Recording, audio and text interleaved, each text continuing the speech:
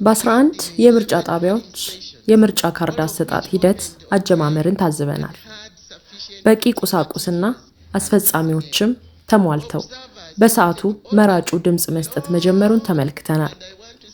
እኛ ታዛቢዎች እጅግ በጣም ረጃጅም ሰልፎችንና ተሳትፎችን ተመልክተናል።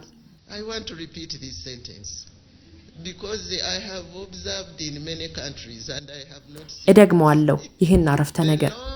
በስራዬ ብዙ ሀገራትን ምርጫ ታዝቤያለሁ።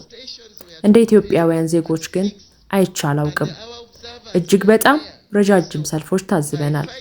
በስፍራዎቹ ስንደርስ መራጩ ህዝብ ከሌሊቱ 11 ሰዓት ጀምሮ ረጅም ሰልፍ ይዞ ነው ያገኘነው።